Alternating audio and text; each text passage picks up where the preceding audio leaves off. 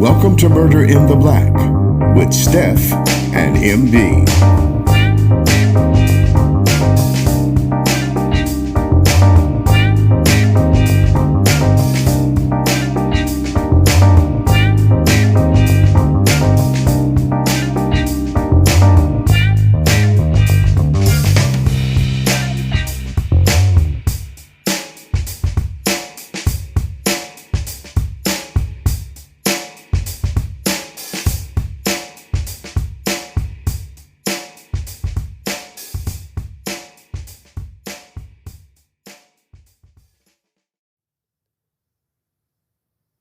Welcome back to Murder in the Black.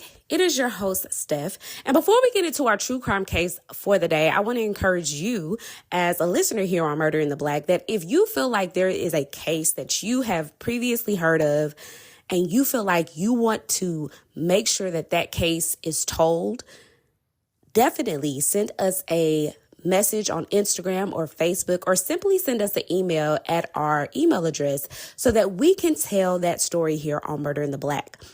In addition to featuring stories about our theme this month, which is betrayal and deception, in the meantime, in between time of that theme, we will be also featuring cases that you guys have suggested that we tell here on Murder in the Black. And today's case is particularly special because one of our listeners by the name of Sharon Bryant reached out to us and heavily suggested that we cover this story. And as I was looking up the story, I realized that I never heard of it myself. And not a lot of true crime creators have told this story, Black true crime creators. So I can't wait to share that story with you guys. I want to let you know that this is our second time featuring a case suggestion by one of our listeners on Murder in the Black. I featured one of those stories about Aisha Degree, which one of our listeners on Facebook suggested, and that is included in our paid subscription.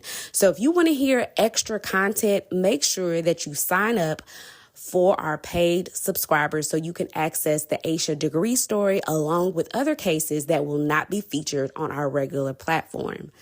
But let's go ahead and get into our true crime case for today. I've entitled today's episode, If Only You Would Have Reacted Sooner. Ramona Moore was born in 1981 in Guyana. Her parents immigrated to the United States and laid down roots in New York City, specifically the East Flatbush, Brooklyn area. Ramona was a high achiever throughout her formal education, and she remained a high achiever when she attended Hunter's College in 2003. She was 21 years old and was in her third year as a psychology major. She was an honor student and frequently found herself on the dean's list. Her mother describes her as shy, introverted, never partied, or had a boyfriend. However, other people said that she was young, beautiful, and upbeat. She worked as a receptionist, but when she wasn't working or attending classes, she frequently was at the local library where she loved to conduct research, which was something she was going to do in her career path. On April 23rd, 2003, everything was normal for Ramona. She told her mother at approximately 7:30 p.m. that she was going to head to Burger King, which was half a block away from where she lived.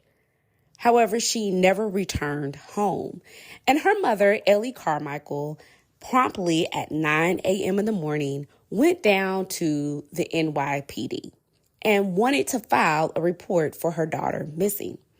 Now, she told investigators that her daughter was a delicate child. She recently just registered for summer classes and she would never miss class. And it just wasn't a part of her character to not call her mother or return phone calls. And this is basically what happened when she left for Burger King. She never called her mother again, never got back in contact with Ellie Carmichael. And she told investigators this is unlike her. She also mentioned that Ramona's friend, Gary Williams, stopped by Ramona's apartment before she left to go to Burger King, and he claimed that he hadn't seen her since. So they wrote down pretty much listened to everything. They didn't write anything down.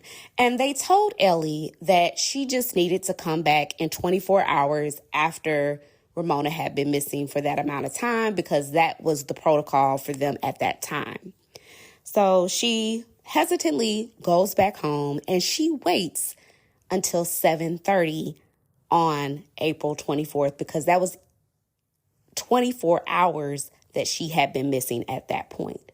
So instead of going back up to the police department, she decides to just call and file a missing persons report on the phone as she had been directed to.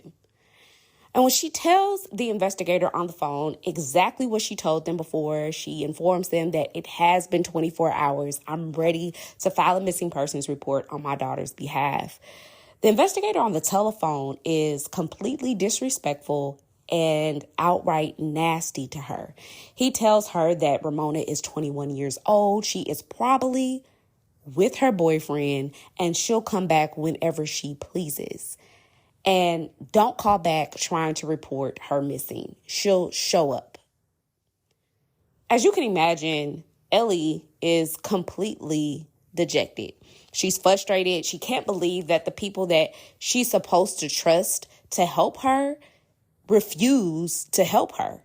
And even after she follows protocol, they're still giving her a hard time. But she's not easily swayed. She knew her daughter. She knew her daughter's character, and she knew that something was wrong. And so even though she kept hitting a brick wall with NYPD, she did not let that sway her. The very next morning, she called on her enforcements, which was her family.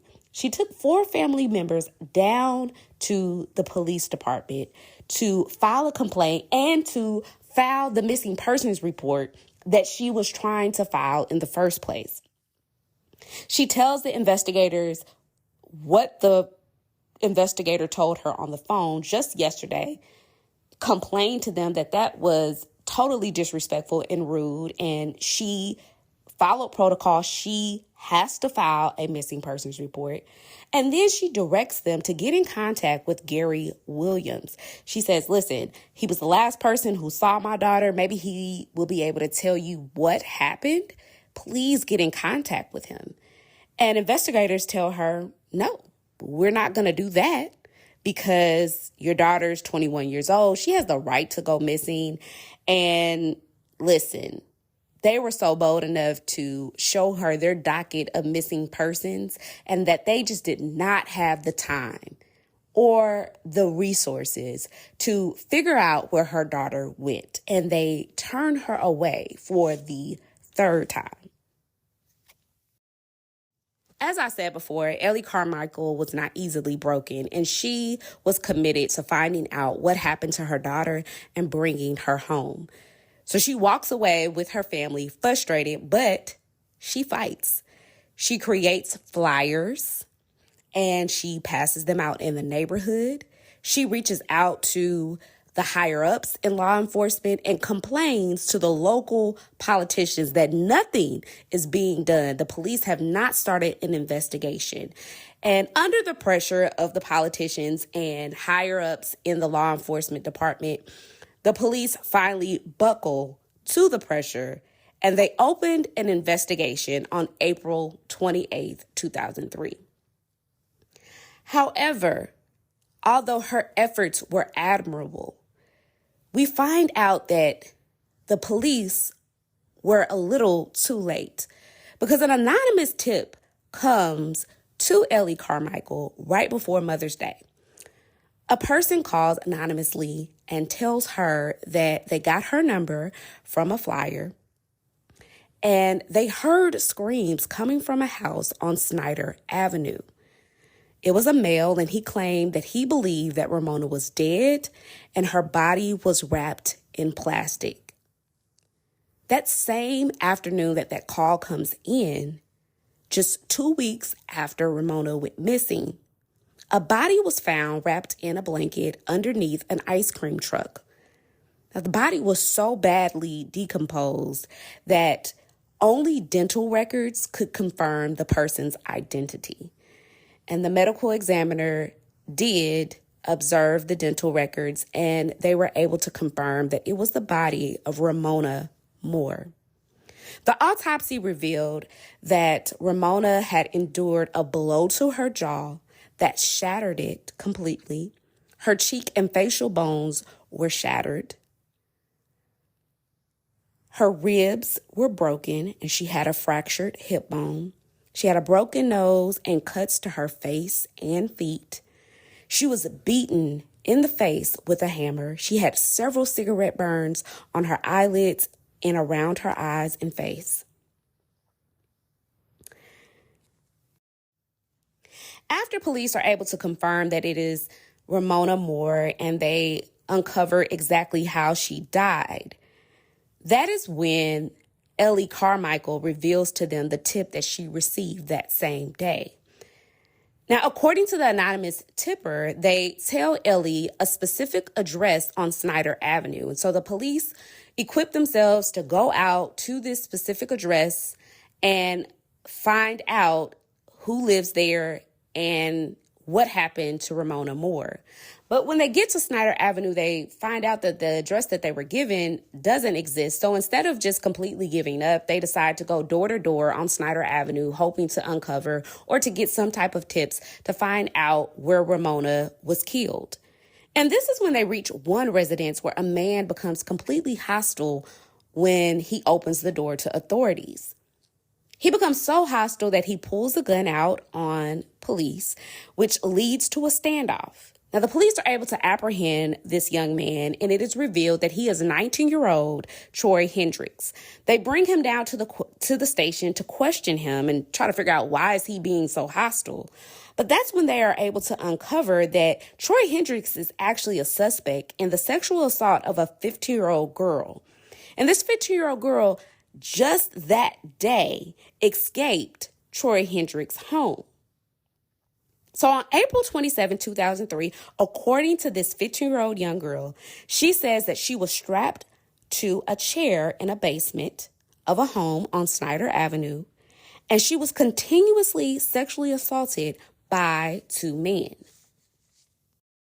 She claimed that when the two men fell asleep from being too intoxicated, she chewed through the duct tape on her mouth and escaped the shoelaces that were tied around her ankles and immediately rushed up the stairs.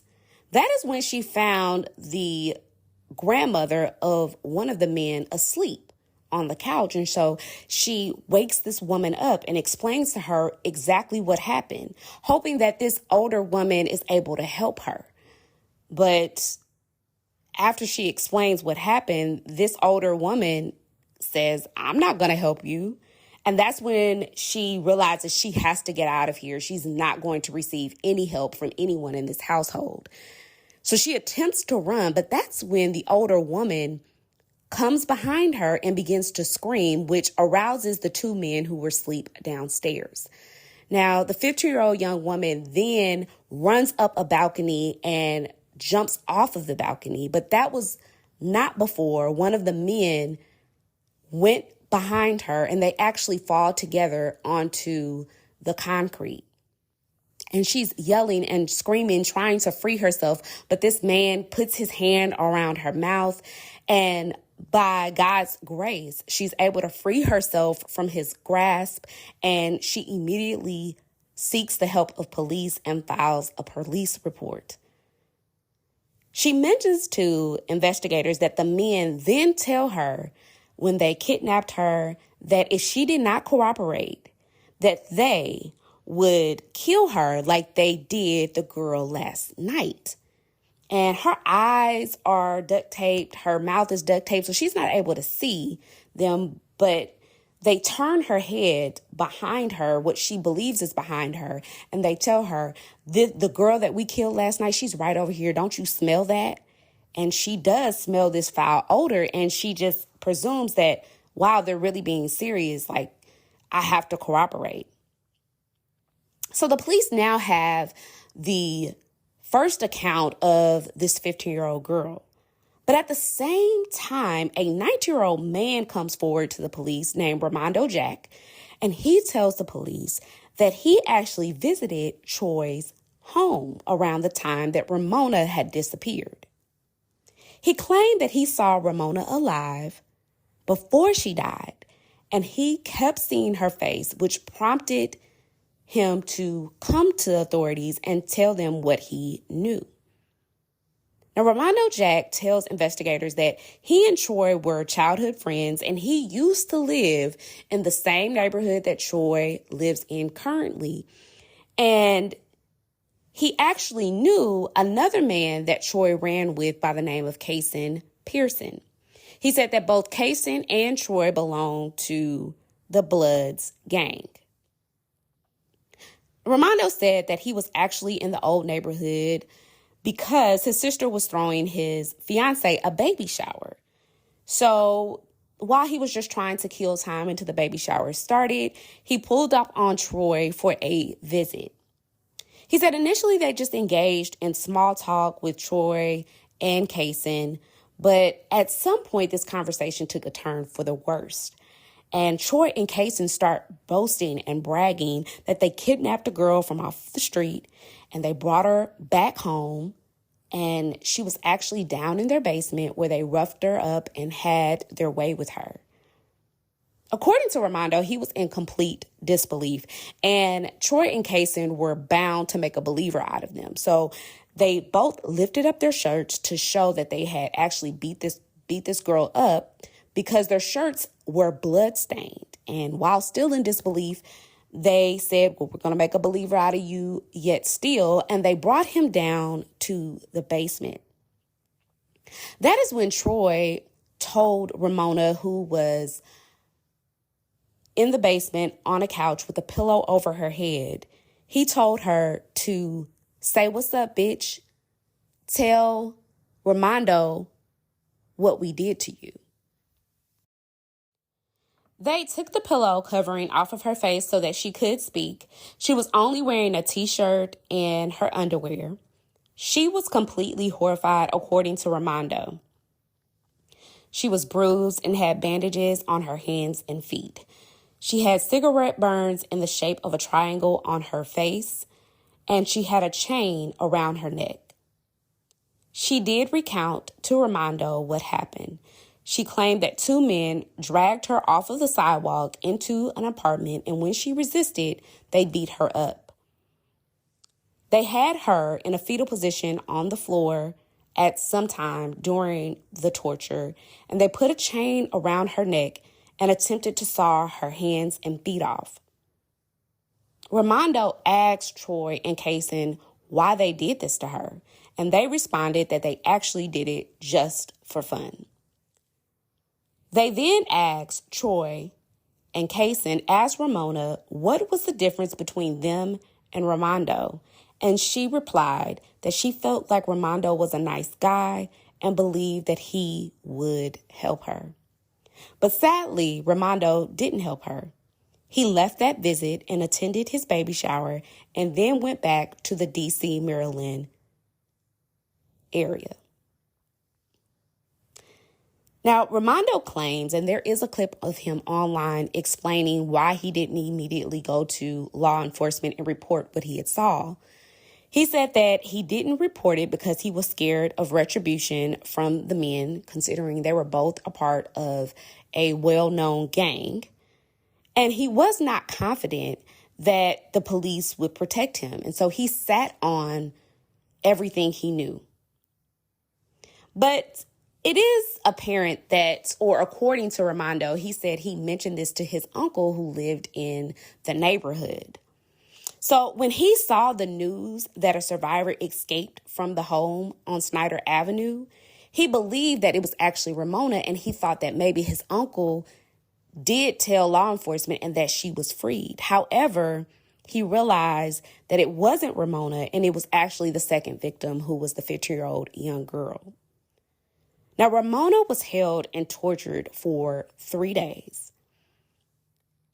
And I don't know who this is according to. I'm assuming someone.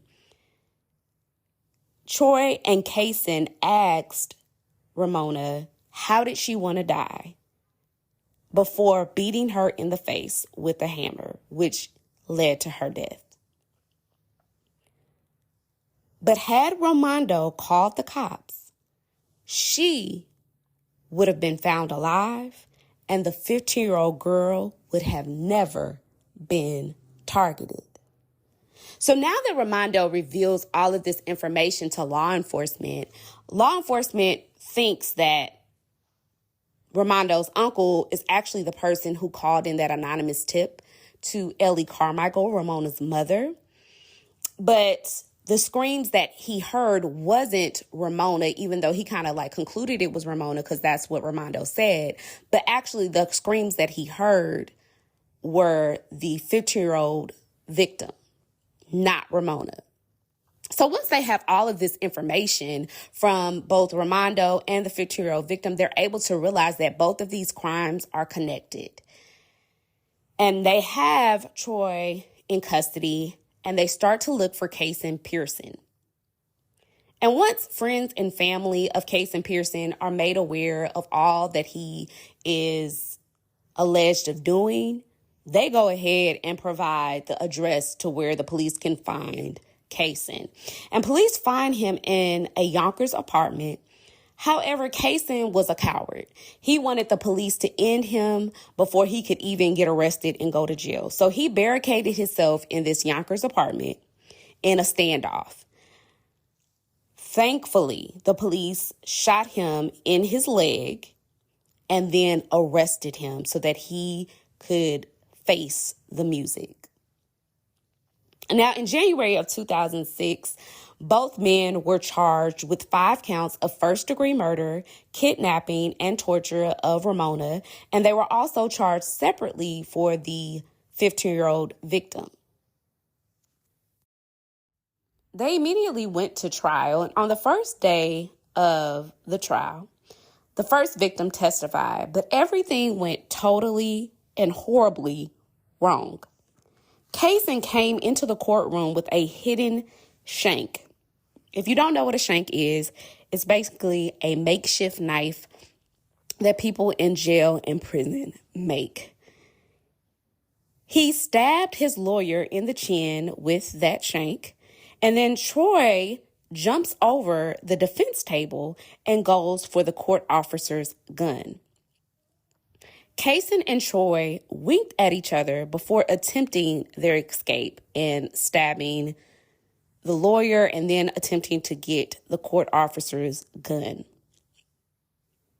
Once Troy was subdued, he announced to the courtroom that he wasn't going to hurt anyone, but he just wanted to harm himself.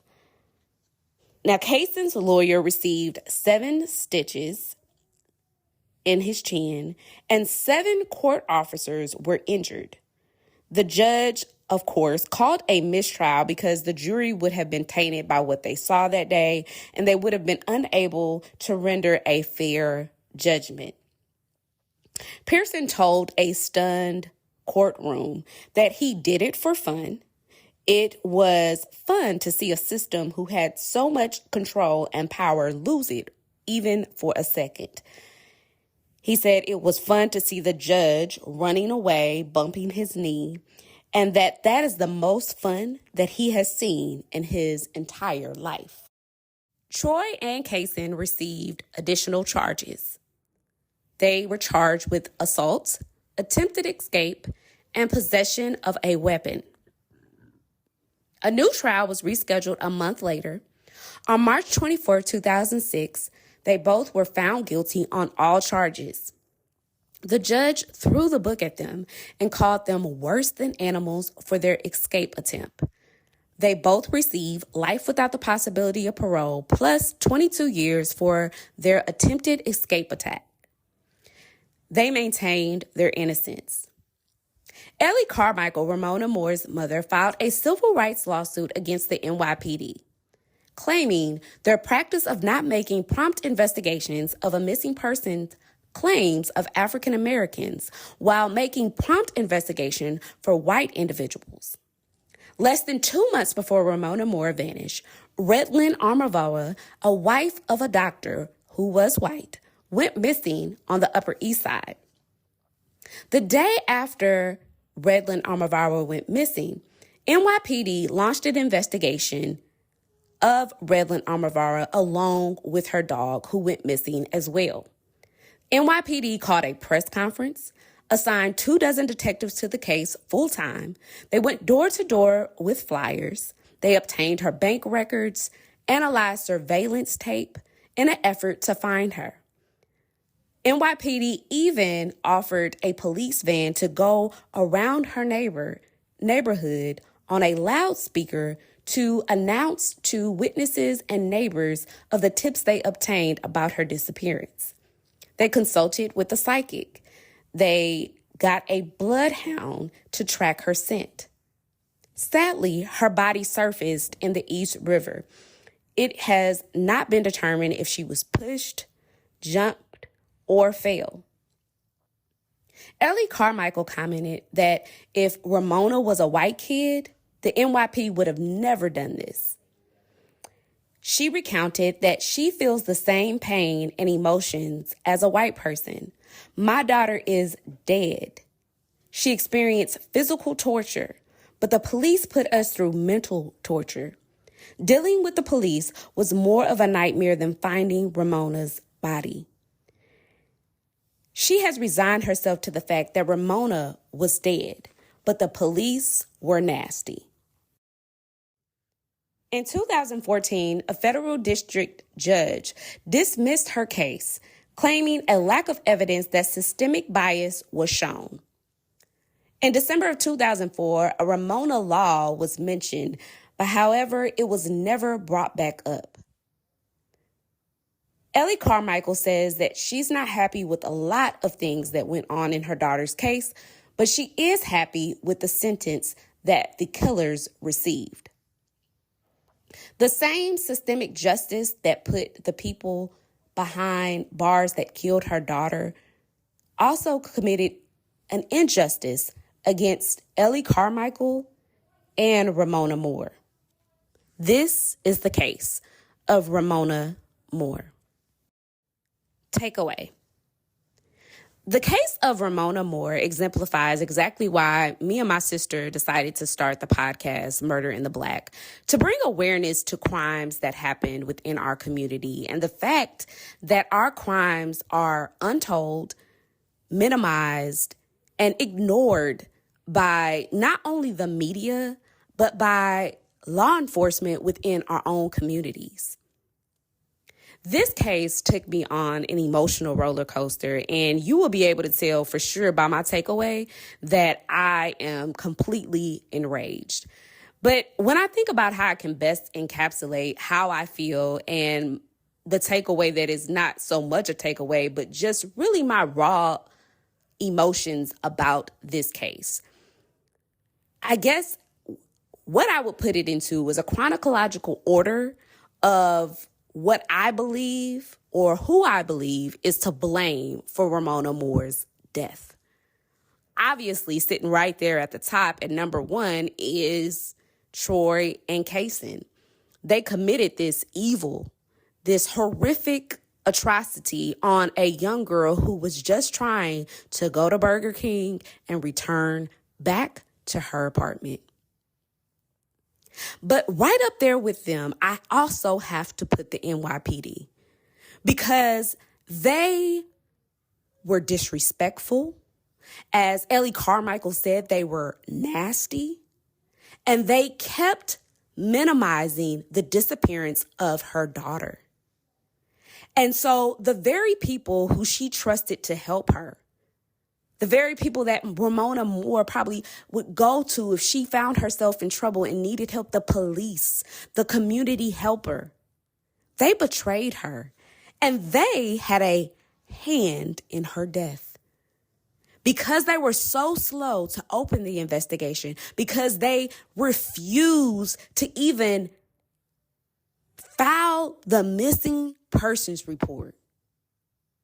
And had it not been for Ellie Carmichael's tenacity to keep going, to not be easily swayed, to advocate for her daughter, I don't know that we would have ever found out what happened to Ramona Moore.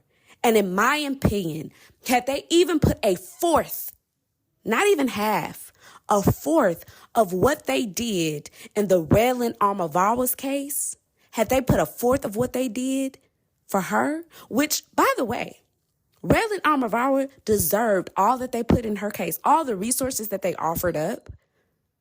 She deserved that. But so did Ramona.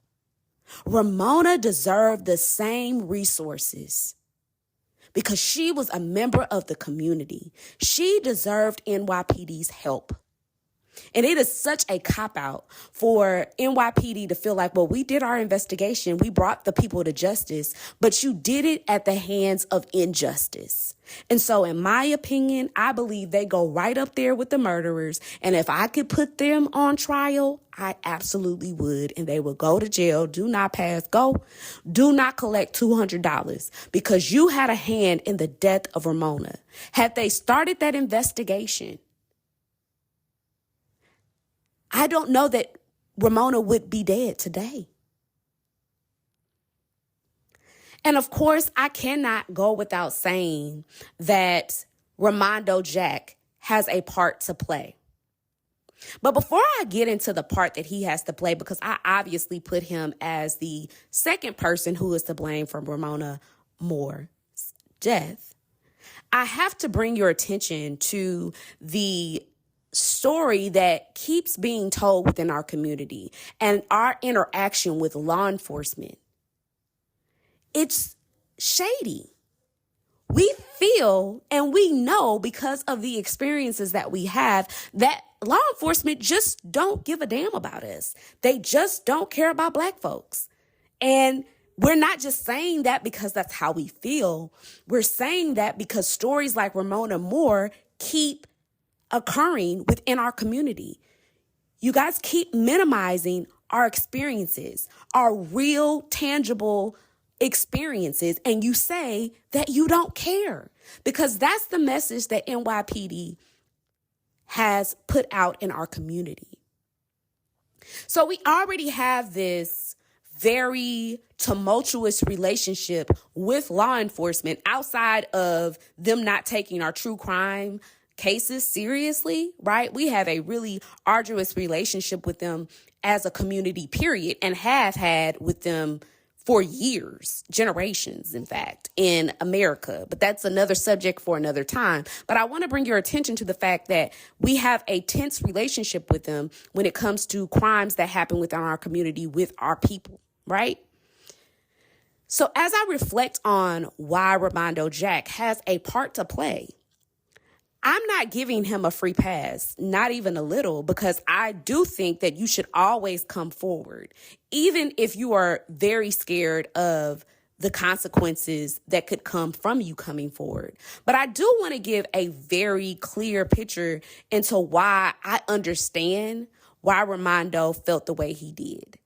Because the reasoning why he gave on why he didn't come forward initially was because he feared the consequences of Troy and Kaysen. They were a part of the blood gang.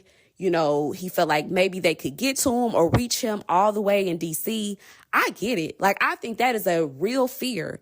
But I think where I give him even more of a pass is because he felt like the police they're not going to do anything to protect me. They're not going to help me. And it's that type of feeling that keeps a lot of people from coming forward and snitching and telling. And I'm saying snitching because that's what, you know, people in the hood, they ascribe that to snitching. But just getting people to tell the truth, to come forward and tell the truth, because the other half of the crimes that occur in our community is like police and law enforcement not taking it seriously and ignoring our problems that really are problems and that exist. But then the other half of that is that nobody will say what they know because they don't feel like the police will protect them if they do come forward. So I get that part. I feel like I understand that part of why Ramondo didn't come forward more than any other part of what he said, because I think, honestly, if you can put yourself in the perspective of Ramona is my sister. She could be my sister. She could be my daughter. She could be my wife. She could be my girlfriend. She could be my cousin. If you put yourself in that perspective, it's easy to tell. But if you think the same people that you would go to for help, to get that person out of the situation are not going to listen to you, and even if they do, they're not going to protect you, then that gives you even more of a reason not to come forward. So I do blame him. I do wish he would have came forward, because as I said in the case, had he came forward, Ramona probably would be still here today. And that 15-year-old girl would not have to relive trauma, because she's traumatized for the rest of her life. And I want to bring attention to the fact that when you don't act in these situations, when you don't act swiftly, you are literally creating an environment for this atrocity to happen to someone else.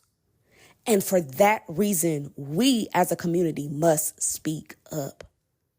We must speak up. So, as I've said before, I would put NYPD right up there with the murderers who committed this heinous and evil act.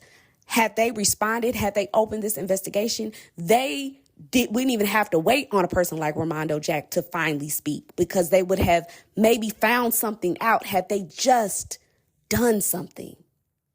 Had they just freaking opened the case. But they didn't. They did not. And the last person, y'all, and this is a poll question, is what do you think about that grandmother? What do you think about that grandmother? And if indeed, once the 15-year-old victim came upstairs and woke her up and said, hey, these men did this to me downstairs, help me. She was like, I can't help you. I'm not going to help you. Do you think it was like just fear of being caught, and not wanting to get involved? This passive, action in our community has to stop. And like I said, I can't be the judge and jury, but if I was, I would send her to jail too. Because you just can't convince me she didn't know that 15-year-old girl was down there. But let's give her the benefit of the doubt, even if she didn't. But once she did know, she still didn't do anything about it. And then if you knew about that, or even if you did know about it, but once you knew about it, did you know about Ramona? Did you know about that? Y'all, it's just, this case takes me through. And it makes me angry. And it's a righteous anger, right? Like, I just feel so bad for Ramona Moore. I feel so bad for Ellie Carmichael, and I would love to pick MD's brain and ask her why the federal district judge threw it out. Because in my mind, the comparison of Redland Amavara's case and Ramona Moore's case and how the NYPD handled both of those cases, for me, it proves a systemic bias. But I know that within the legalities and the law room and the definitions therein, there is a burden of proof that you have to prove. But my God, I feel like it's been proven. So tell me what you guys think. I'm going to just not even ask a specific question about this case. I just want to know what you think about this case. But let's go ahead and get into the poll and question from last week's case.